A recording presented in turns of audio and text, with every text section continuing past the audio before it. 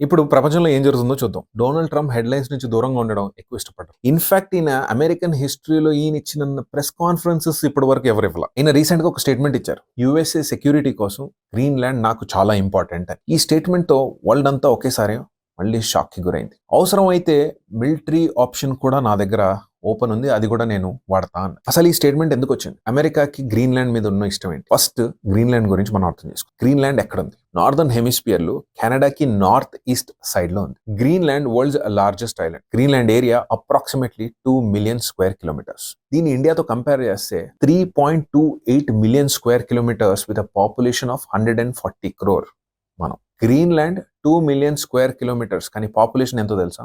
60,000, కేవలం 60,000 మంది మాత్రమే. ఎందుకు అంత తక్కువ పాపులేషన్? ఎందుకంటే గ్రీన్‌లాండ్ చాలా వరకు మొత్తం పర్మనెంట్ గా ఐస్ తో నిండిపోయి ఉంటది. ఇక్కడ బేసిక్ ఇన్ఫ్రాస్ట్రక్చర్ కూడా ఎక్కువగా అవైలబుల్ ఉండదు. ఒక కోనా నుంచి ఇంకో కోనాకు వెళ్ళడం అనేది ఆల్మోస్ట్ ఇంపాసిబుల్. రోడ్స్ అనేవి ఉండవు. మోస్ట్ ఆఫ్ ద ట్రాన్స్పోర్ట్ 10 నుంచి 20 కుక్కలు ఒక కార్ట్ ని లాగుతాయి. ఇది మీరు చాలా మటుకు హాలీవుడ్ సినిమాల్లో చూసే ఉంటారు. సో బేసిక్ గా గ్రీన్‌లాండ్ లో ఒక చాలా చిన్న పోర్షన్ లివబుల్. అయితే గ్రీన్‌లాండ్ కి డెన్మార్క్ ఉన్న కనెక్షన్ ఏంటి? ఇప్పుడు ఇంట్రెస్టింగ్ పాయింట్. డెన్మార్క్ యూరోప్ లో ఉంది, కానీ గ్రీన్‌లాండ్ మీద కంట్రోల్ ఎందుకు? గ్రీన్‌లాండ్ మీద ఫస్ట్ సెటిల్ అయిన మనుషుల్ని ఇన్యుయిట్ పీపుల్ అంటారు. అప్రాక్సిమేట్లీ 4,000 years అగో వీళ్ళు ఇక్కడ సెటిల్ అయ్యారు. అలా కొన్ని వందల వేలాది సంవత్సరాలు దాటిన తర్వాత 1814లో డెన్మార్క్ గ్రీన్‌లాండ్ ని తన కాలనీగా డిక్లేర్ చేసింది. ఒక 100 సంవత్సరాలు దాటిన తర్వాత వరల్డ్ వార్ 2 టైంలో డెన్మార్క్ వీక్ అయింది. ఆ టైంలో యుఎస్ఏ గ్రీన్‌లాండ్ ని ప్రొటెక్ట్ చేసింది. రష్యన్ ఆ టైంలో సోవియట్ యూనియన్ నుంచి ఆక్యుపై అవ్వకుండా ఉండడానికి. ఆ తర్వాత మళ్ళీ గ్రీన్‌లాండ్ ని డానిష్ కంట్రోల్లోకి ఇచ్చేసింది.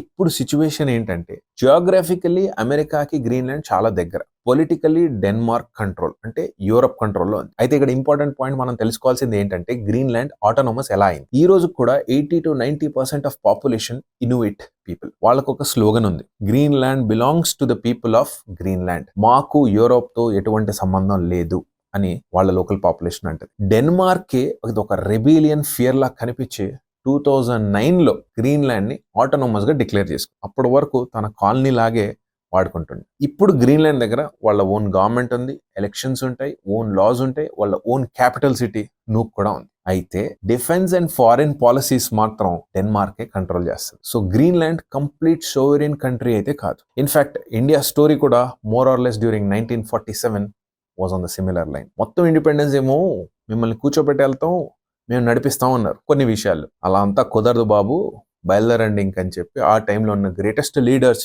Fat for us and got us this beautiful nation India. Coming back to the Greenland topic. So ఇప్పుడు జరుగుతున్న సినారియోలో one of the key factors మనం బాగా వింటుంది ఏంటంటే, క్లైమేట్ చేంజ్ అవుతుంది అని. సో క్లైమేట్ చేంజ్ అంటే ఏంటి? సైంటిస్ట్ ఏం చెప్తున్నారంటే, ఎర్త్ బై డిఫాల్ట్ గా 1.5 degrees టెంపరేచర్ పెరిగింది. దీనివల్ల కొన్ని వందల వేలాది సంవత్సరాల నుంచి ఉన్న ఐస్ షీట్స్, పెద్ద పెద్ద మౌంటైన్స్, అది హిమాలయస్ కానివ్వండి, ప్రపంచంలో ఎక్కడున్న ఐస్ మౌంటైన్లన్నీ కరుగుతున్నాయి. కరగడం వల్ల లో లయింగ్ ఉండే ఏరియాస్ కూడా వాటర్ తో ఫిల్ అయిపోతున్నాయి. ఇన్ఫాక్ట్ ఇంకొన్ని సంవత్సరాల్లో కొన్ని సిటీస్ డ్రౌన్ అయ్యే ఛాన్సెస్ కూడా ఉంటాయి అన్నారు. సో గ్రీన్‌లాండ్ లో కూడా ఇప్పుడు జరుగుతున్న ప్రాబ్లం ఏంటి అంటే, global warming. Greenland ice sheets melt అవుతున్నాయి. సో ఐస్ షీట్స్ మెల్ట్ అవుతున్నప్పుడు కొన్ని ఏజ్ ఓల్డ్ మినరల్స్ అన్ని ఎక్స్పోజ్ అవుతున్నాయి. ఫస్ట్ గా ఎక్స్పోజ్ అయింది హై క్వాలిటీ రూబీ, తర్వాత యురేనియం అండ్ థోరియం దొరికాయి. ఎక్కడ యురేనియం అండ్ థోరియం ఉన్నా అక్కడ చైనా ఉండాలి. అది ఆయన పెట్టుకున్నాడు సెల్ఫ్ రూల్. ఈ చైనా ఎంట్రీని యూఎస్ఏ అండ్ రష్యా కూడా అబ్జర్వ్ చేస్తున్నాయి. కానీ అందరికి తెలిసిన విషయం ఏంటంటే, ఈ ఎక్స్ట్రాక్షన్ చాలా డిఫికల్ట్. కొన్ని hundreds of feet if not kilometres of feet ఉన్న మౌంటైన్స్ కింద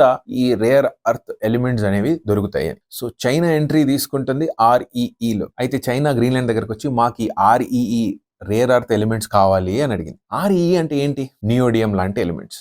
నియోడియం అంటే సింపుల్ గా చెప్పాలంటే మ్యాగ్నెట్స్. ఒక వరల్డ్స్ మోస్ట్ పవర్ఫుల్ మ్యాగ్నెట్. ఎంత పవర్ఫుల్ అంటే, ఆ రెండు మ్యాగ్నెట్స్ మధ్యలో అట్రాక్ట్ అయ్యే పోల్స్ మధ్యలో మీ చేయి పెడితే మీ చైన్ కూడా స్క్వీజ్ చేసేస్తారు. సో ఈ పవర్ఫుల్ మ్యాగ్నెట్స్ యూసేజ్ అందరికంటే ఎక్కువగా ఎక్కడ యూజ్ అవుతుంది? Electric vehicles, wind turbines, solar panels, chips, electronics. So అందరికి తెలిసిన విషయం ఏంటి? ఇలాంటి ఇండస్ట్రీలో మొనోపలీ ఎవరిదైతే ఉంది అంటే అది చైనాది. ఇప్పుడు చైనా ఎలక్ట్రిక్ వెహికల్స్ ప్రపంచంలో the most profitable and the highest selling vehicles. కొన్ని నెలల వెనక్కి వెళ్తే ట్రంప్ చైనా మీద టారిఫ్స్ పెట్టాడు. సో ఆ టారిఫ్ కి రిటాలియేషన్ లో చైనా REE సప్లైని ఆపేసింది. సో ఈ రేర్ అర్త్ ఎలిమెంట్స్ సప్లై ఆపేయడం వల్ల మేజర్ ఎఫెక్ట్ పడింది ఎవరి మీద? టెస్లా మీద. టెస్లా ఏం మ్యానుఫ్యాక్చర్ చేస్తుంది? EV vehicles. Tesla owner Elon Musk Donald Trump ని గెలిపించుకోవడానికి పడినన్ని కష్టాలు, అన్ని స్ట్రాటజీలు డొనాల్డ్ ట్రంప్ కూడా వేసి ఉంటాడు. ఆయన ఎలక్షన్ క్యాంపెయిన్ రన్ చేయడానికే ట్విట్టర్ కూడా కొన్నాడు. సో ఇలాంటి అలాంటప్పుడు ఈయనని ప్రెసిడెంట్ చేసుకుంది ఎందుకు? ఈయన పనులు అవ్వాలని. ఈయన వచ్చి ఏం చేస్తున్నాడు? ఈయన కార్ కావాల్సిన మెయిన్ ఎలిమెంట్నే లాక్ అయ్యేలా చేసుకుంది చైనా. సో ఈ ప్రాబ్లం నుంచి సొల్యూషన్ ఫైండ్ చేసుకోవాలని ట్రంప్ ఆల్టర్నేటివ్ సోర్సెస్ గురించి వెతుకుతున్నారు. అప్పుడే కన్నుపడింది గ్రీన్లాండ్ మీద. సో ట్రంప్ ఒక కాంట్రవర్షియల్ ఆఫర్ ఇచ్చారు. డైరెక్ట్ గా ఆయన ఏం చెప్పాడంటే గ్రీన్లాండ్ ని కొనుక్కుంటాం.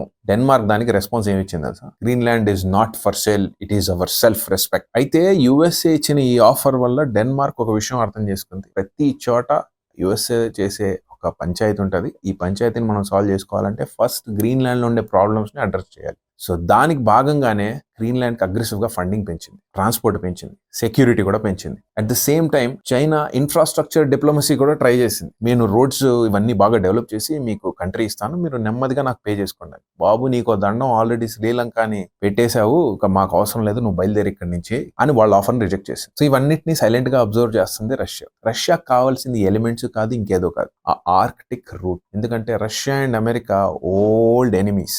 వరల్డ్ వార్ 1 నుంచి వీళ్ళకి పడదు. ఈ ఐస్ ఇంత ఫాస్ట్ గా మెల్ట్ అవ్వడం వల్ల ఆర్కిటిక్ ఓషన్ లో షిప్స్ అనేవి మూవ్ అవ్వడం చాలా కష్టమయ్యేది. సో ఈ ఓషన్స్ అన్ని ఇప్పుడు వాటర్ లోకి మెల్ట్ అయిపోతున్నాయి కాబట్టి ఈ రూట్ ఓపెన్ అవుతుంది. ఈ రూట్ ఓపెన్ అయితే అమెరికాని చెక్ లో పెట్టడానికి రష్యాకి Greenland will become a very important strategic point and vice versa. Present situation అయితే చాలా టెన్షన్ లోనే ఉంది. యుఎస్ఏ అనౌన్స్ చేసింది మన సెక్యూరిటీ కోసం అవసరమైతే గ్రీన్లాండ్ లో ట్రూప్స్ ని కూడా డిప్లాయ్ చేస్తారు. దానికి డెన్మార్క్ ప్రైమ్ మినిస్టర్ ఏం రిప్లై ఇచ్చారు తెలుసా? We will shoot first and ask questions later. First bullet మేము కొడతాం, తర్వాత మాట్లాడతాం అన్నారు. డెన్మార్క్ కి సపోర్ట్ లో ఫ్రాన్స్ అండ్ జర్మనీ కూడా వచ్చాయి. So Greenland versus America is shifting towards USA versus Europe. వీళ్ళ స్లోగన్ ఏంటంటే గ్రీన్లాండ్ బిలాంగ్స్ టు గ్రీన్లాండర్స్. దీనికి కౌంటర్ లో ట్రంప్ వైస్ ప్రెసిడెంట్ ఇంకొక స్టేట్మెంట్ ఇష్యూ చేశారు. యూరప్ ఒకవేళ ఈ విషయంలో ఇన్వాల్వ్ అయితే మీకు చేయాల్సిన ట్రీట్మెంట్ మేము చేస్తాం. సో ఫ్రెండ్స్, ఈ రోజు గ్రీన్లాండ్ ఒక టెన్షన్ లో ఉంది. ఇది రిసోర్సెస్ కోసం, షిప్ రూట్ కోసం అండ్ పవర్ పాలిటిక్స్ కోసం, అన్నీ కనెక్టెడ్. ఇదే జియో పాలిటిక్స్. మనకు వార్స్ వద్దు, మనకు డెవలప్మెంట్ కావాలి, పీస్ కావాలి, ఒక బెటర్ వరల్డ్ కావాలి. అమెరికాకున్న ప్రాబ్లం ఇదే. ఆ కంట్రీ ఈ కోనా నుంచి ఆ కోనా వరకు నేను ఒక సోలో రోడ్ ట్రిప్ తీసుకున్నప్పుడు రౌండ్ ట్రిప్ కొట్టడానికి నాకు 16 నుంచి 17 వేల కిలోమీటర్లు పట్టింది. Of course roads are fantastic. నేను కేవలం I-80 అండ్ I-90 యూజ్ చేశాను. ఇలా డిఫరెంట్ హైవేస్ ఉన్నాయి. ఈ ఎండ్ లో అట్లాంటిక్ ఓషన్, ఈ ఎండ్ లో పసిఫిక్ ఓషన్, నార్త్ మీద కెనడా పైన ఆర్కిటిక్ ఓషన్ ఉంటుంది. సో వీళ్ళు 3 సైడ్స్ నుంచి ప్రొటెక్ట్ చేసుకోవాలి. 15th సెంచరీలో యూరోప్ నుంచి బోటుల్లో దిగి అక్కడుండే లోకల్స్ తో ఫైట్ చేసి వీళ్ళు అమెరికన్స్ గా డిక్లేర్ చేసుకున్న country United states of America. అవసరానికి మించిన ల్యాండ్ వీళ్ళు ఆక్యుపై చేసుకుంటూ వెళ్ళారు. అందుకే ఈ కోస్ట్ నుంచి ఆ కోస్ట్ వరకు, అట్లాంటిక్ లైన్ నుంచి పసిఫిక్ కోస్ట్ లైన్ వరకు ఆల్మోస్ట్ అరౌండ్ 8,000 కిలోమీటర్లు పడుతుంది. కొన్ని వందల వేల లక్షలాది మందిని 15th-16th సెంచరీలోనే చంపేశారు. అందుకే ఇప్పటికి కూడా వీళ్ళ దగ్గర నేటివ్ అమెరికన్స్ ఎవరైతే అక్కడ 10,000 సంవత్సరాల నుంచి ఉన్నారో వాళ్ళు చాలా అంటే చాలా మినిస్క్యూల్ పాపులేషన్ మిగిలి ఉన్నారు. 0.001% అని చెప్పొచ్చు. ఇన్ఫాక్ట్ వీళ్ళని సపోర్ట్ చేస్తూ పెద్ద రికార్డ్స్ కూడా ఏమీ అవైలబుల్ లేవు. సో అందుకే అక్కడ ఉన్న వాళ్ళు ఎవరైతే రేసిజం గురవుతున్నారో, మిమ్మల్ని ఎవడన్నా రేసిస్లర్ ఒక మాట అంటే వాడికి ఒక క్వశ్చన్ అడగండి. 15th సెంచరీ ముందు నువ్వు ఎక్కడుండే బాబు? నేను ఇండియా నుంచి వచ్చా అన్నో మాట అంటున్నావు. 15th సెంచరీ ముందు నువ్వు ఎక్కడున్నావు? నేను 10 సంవత్సరాల ముందు వచ్చా, నువ్వు 500 సంవత్సరాల ముందు వచ్చావు. సీనియర్ అంతే. Coming back, Greenland is a strategic point for Russia, strategic point for Europe, strategic point for America. ఒకప్పుడు ప్రపంచం మొత్తాన్ని అల్లాడించారు యూరోప్ అండ్ అమెరికా కలిపి. వీళ్ళు కొన్ని బిలియన్స్ ఆఫ్ డాలర్స్ ట్రేడ్ చేస్తారు. వీళ్ళు చేసిన సామాన్లు వాళ్ళు కొంటారు, వాళ్ళు చేసిన సామాన్లు వీళ్ళు కొంటారు.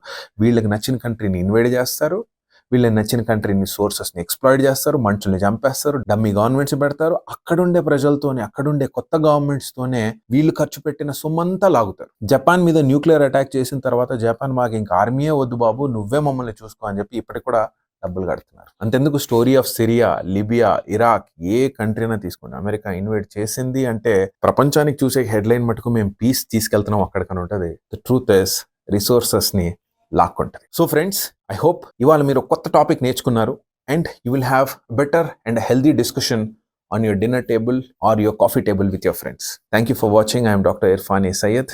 Jai Hind.